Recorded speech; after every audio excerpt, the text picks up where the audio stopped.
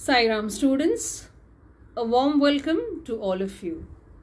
Like you all know that we have begun with the revision of our summative assessment examination. This video also will be the same. We'll be doing revision of lesson number 5, Jane A. at Lowood Institution, which is written by Charlotte Bronte. Let me give you the central idea first before we do the summary of this lesson. So this story is basically about Jane A., who was an orphan girl living with her aunt Mrs. Reed at Gateshead Hall. Mrs. Reed and her children treat Jane cruelly and look down on her as a dependent. Lowood has terrible conditions and harsh work ethic. Though the compassionate supervisor, Maria Temple, intervenes sometimes to give the girls a break. At Lowood, Jane makes friends with another student, Helen Burns, who helps Jane learn to endure personal injustice and believe in a benevolent God. Okay, so let me just give you the summary of the lesson. This is an extract from Charlotte Bronte's Jane Eyre. Finally, at 5 o'clock, the students disperse and Jane collapses to the floor. Why? Because Mr. Brocklehurst has announced that this girl has a habit of deceiving others. Deeply mortified, she is sure that her reputation at Lowood Institution has been ruined, but Helen, her friend and co-learner at the institute, assures her that most of the girls felt more pity for Jane than loathing at her unproven fraudulence. Jane informs Miss Temple that she is not a liar and narrates the story of a grief-stricken childhood at Gateshead. Miss Temple believes Jane writes a letter to Mr. Lloyd requesting validation of Jane's account of the events. Miss Temple offers Jane and Helen tea and seed cake, endearing herself even further to Jane. So I hope students, when I'm reading these points, you are able to recollect what has been taught to you in the previous video. When Mr. Lloyd's letter arrives and upholds Jane's story, Miss Temple declares Jane innocent in front of the entire school. After which Jane is relaxed, she feels good, and she dedicates her life to her studies. So students, this reference to a context was given to you as homework. I hope all of you have done. Kindly just cross-check the answers when I am reading them. To me, Jane, you are clear now. She kissed me, and still keeping me at her side where I was well contented to stand, she proceeded to address Helen Burns. How are you tonight, Helen? So who is she here? She is Miss Temple. So here she is Miss Temple. What does the speaker mean by "to me, Jane, you are clear now"? The speaker here means that she understands the position of Jane and all that she had been accused of by Mr. Brocklehurst in the school that day. It meant that Miss Temple did not want to give in to what Mr. Brocklehurst said about her. Okay, after what he had announced, she spoke to Jane, where Jane had her side of the story. And after listening to that, she said, for me, right now, to me, Jane, you are clear. What did Jane do to be clear? Jane told Miss Temple the story of her sad childhood and stated her state of affairs while she was with Mrs. Reed, her aunt. She explained everything, how she was being treated over there. What was wrong with Helen? Helen was unwell as she had cough and pain in her chest. Also, these questions were given to you all as home assignment, as your homework. Quickly just check your answers here as well. What announcement did Miss Temple make regarding Jane after she heard from Mr. Lloyd? Miss Temple announced that an inquiry had been made into the charges alleged against Jane and that she was happy to pronounce her completely clear from every charge. Question number 9. Why do you think Jane did not dream of food that night? What does this tell you about her state of mind? Basically, this is a personal response question because it's why do you think? Okay, so any answer which is reasonably correct will be accepted. Jane did not dream of food that night as she was relaxed and excited. Rather, happy that she had been cleared of the charges against her. Since her mind was at ease, she focused on the possibility of translating the French story which Madame Perrot had shown her that day. What do you think would have happened if Miss Temple had not supported Jane? Now students, one personal response I have given you the answer, wherein why Jane did not dream about food that night. So this is my point of view. If your answer is somewhere close by, similar to this, it will be accepted. Similarly, this question, what do you think would have happened if Miss Temple had not supported Jane?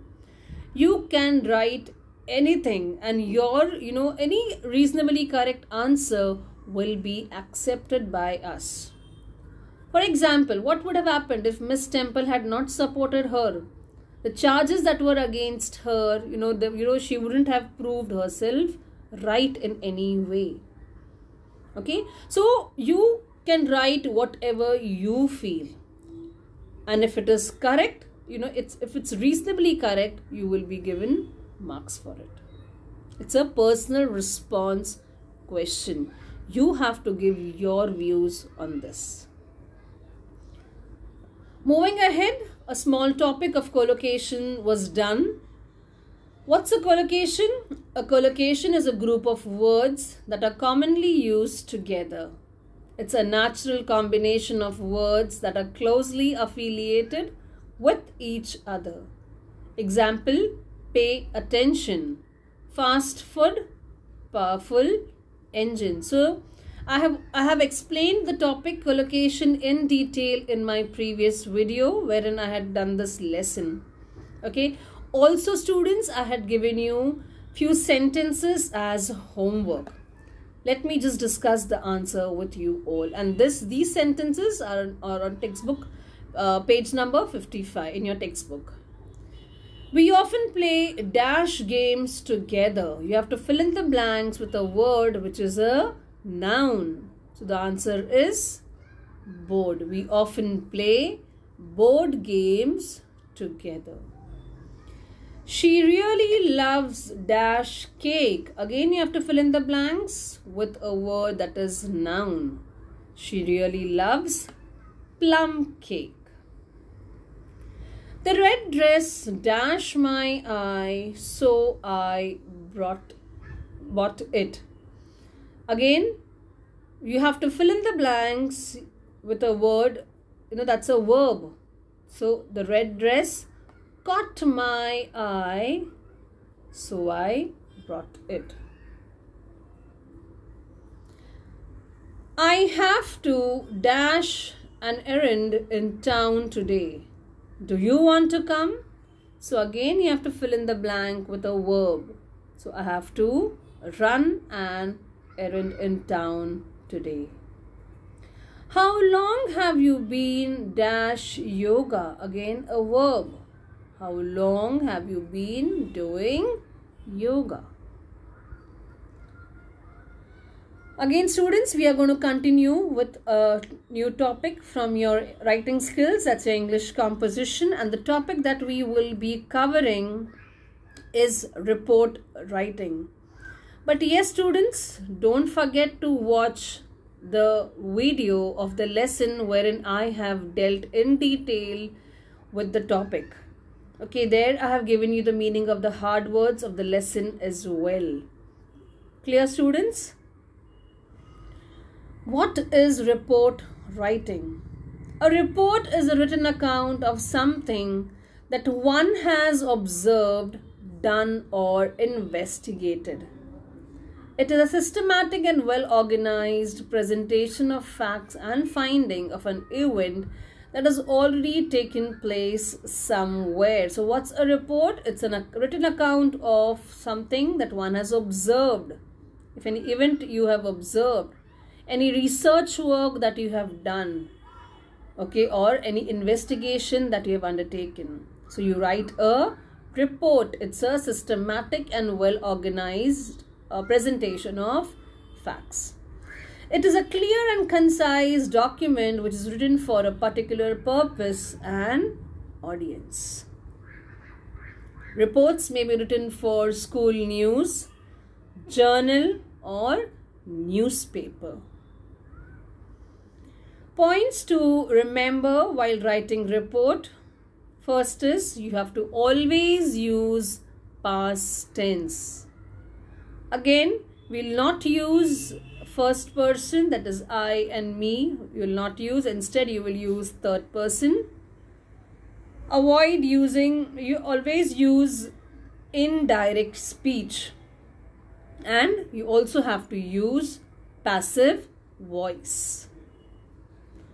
Your language should be very simple and appealing. Date, time, and place of the event should be mentioned.